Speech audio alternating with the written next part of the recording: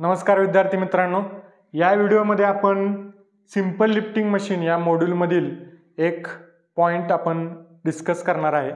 Point असा आहे reversible machine. Reversible machine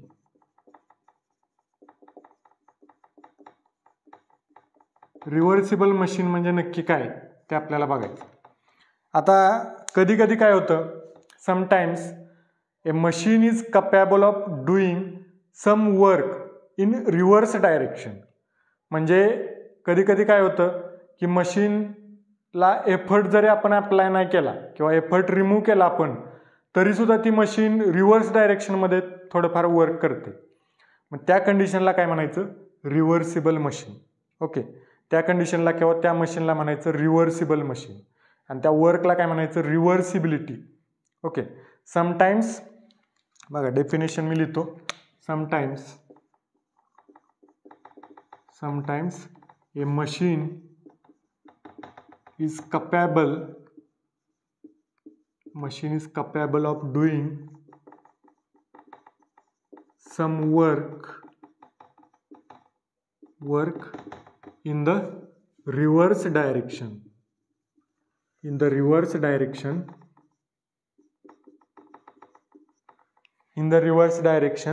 even after the effort is removed.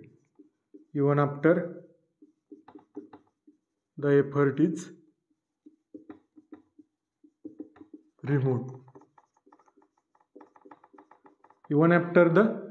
is removed. So that condition is called as, किंवा that machine is called as reversible machine. आता याची condition काय आहे, reversible machine नक्की कधी होते किंवा रिव्हर्सिबलची कंडिशन कधी येते, ती कंडिशन आपल्याला बघायची. Condition for reversible machine.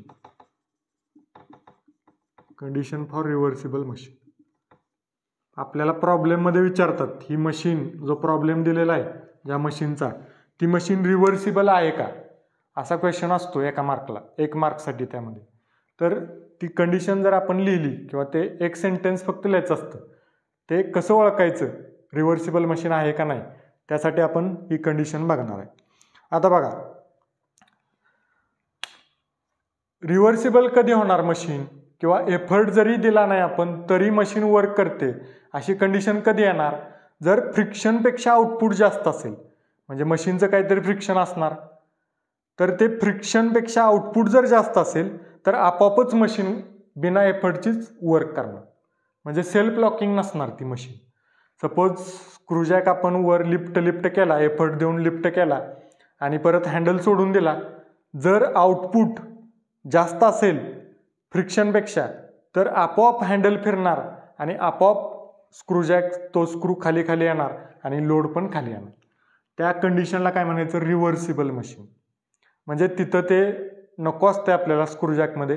स्क्रूजॅक हा सेल्फ लॉकिंग असतोय, त्यामुळे तिथं हे एक्झाम्पल लागू होत नाही. पण रिव्हर्सिबल मशीनसाठी मी सांगितलं की आपोआप जर स्क्रू खाली येऊन जर लोड परत खाली येत असेल तर त्याला म्हणायचं रिव्हर्सिबल मशीन.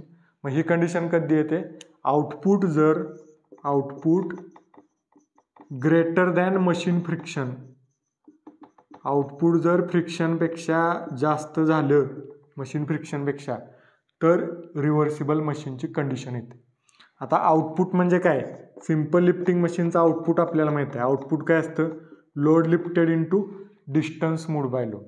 आणि मशीन फ्रिक्शन काय असते, मशीन फ्रिक्शन. आता बघा, मशीनला आपण काय देतो, इनपुट देतो, मशीनकडून आपल्याला मिळतं आउटपुट. पण जेवढं इनपुट देतो तेवढं आउटपुट आपल्याला मिळत नाही. तसं होत असेल तर त्याला आपण आयडियल मशीन म्हणतो. ती कन्सेप्ट आपण पुढच्या व्हिडिओमध्ये बघूया. पण तसं होत नाही ॲक्च्युअलमध्ये. ॲक्च्युअलमध्ये काय होतं, इनपुट आपण देतो 100%, पण आउटपुट आपल्याला कमी मिळतं. म्हणजे 50%, 60%, 40%. मग ते राहिलेलं जे आहे तो लॉस होतो. तो लॉस कुठं होतो, फ्रिक्शनमध्ये होतो. मशीन फ्रिक्शन काय असणार, आपण इनपुट दिलं 100%, आउटपुट आपल्याला मिळालं 40%.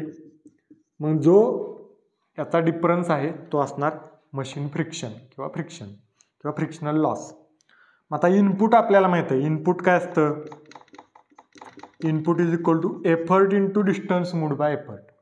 आता ह्या सगळ्या व्हॅल्यू आपण मशीन फ्रिक्शनमध्ये टाकू. मशीन फ्रिक्शन काय येणार, machine friction is equal to input काय आहे P into Y minus output काय आहे डब्ल्यू इंटू एक्स. ओके, हे झालं मशीन फ्रिक्शन. आता या सगळ्या व्हॅल्यू आपण या स्टेटमेंटमध्ये टाकू. हे स्टेटमेंट कशासाठी आहे, रिव्हर्सिबल मशीनसाठी. So output is greater than machine friction. Output काय W into X, W into X is greater than machine friction काय P into Y minus W into X, P into Y minus W into x.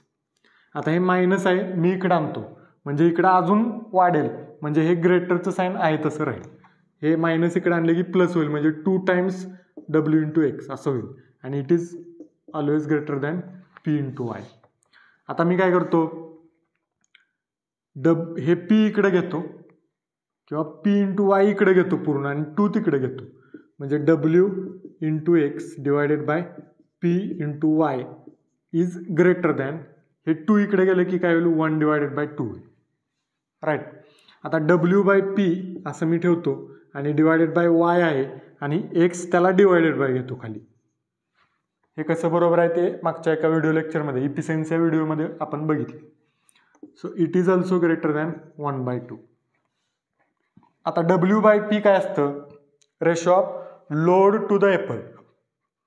हा कशाचा ratio आहे, mechanical advantage divided by distance moved by effort to distance moved by load. हा कशाचा ratio आहे, velocity ratio आहे.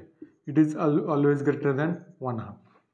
म्हणजेच mechanical advantage by velocity ratio म्हणजेच काय, इफिशियन्सी. मागच्या व्हिडिओमध्ये आपण बघितले इफिशियन्सी म्हणजे काय, mechanical advantage by velocity ratio. And it is greater than 1/2 म्हणजेच काय 0.5. आणि याला पर्सेंटेजमध्ये जर करायचं असेल तर इंटू 100 करायचं, म्हणजे efficiency is greater than 50%. For reversible machine efficiency should be greater than 50%. He condition आहे फॉर रिव्हर्सिबल मशीनसाठी. रिव्हर्सिबल मशीन कधी म्हणायचं, इफिशियन्सी जर 50% पेक्षा जास्त असेल त्या मशीनची तर त्या मशीनला म्हणायचं रिव्हर्सिबल मशीन. म्हणजे ती मशीन एफर्ट जरी रिमूव्ह केला तरी काही थोड्या प्रमाणात वर्क करू शकते असा त्याचा अर्थ. So this is the condition for reversible machine. तर एखाद्या प्रॉब्लेममध्ये विचारलेलं असतं मशीन रिव्हर्सिबल आहे का, मग त्यामध्ये काय करायचं, प्रॉब्लेममध्ये इफिशियन्सी फाइंड करायची. काय हा फॉर्म्युला किंवा आउटपुट डिवायडेड बाय इनपुट तो फॉर्म्युला वापरून पहिल्यांदा इफिशियन्सी फाइंड करायची. इफिशियन्सी जर ग्रेटर दॅन 50% येत असेल इफिशियन्सी जर ग्रेटर दॅन 50% येत असेल तर त्या मशीनला तुम्ही रिव्हर्सिबल मशीन म्हणणार. इफिशियन्सी जर लेस दॅन 50% येत असेल तर त्या मशीनला तुम्ही नॉन रिव्हर्सिबल मशीन म्हणायचं. ओके, पुढच्या व्हिडिओ लेक्चरमध्ये आपण पुढची कन्सेप्ट घेऊन भेटूया. थँक्यू.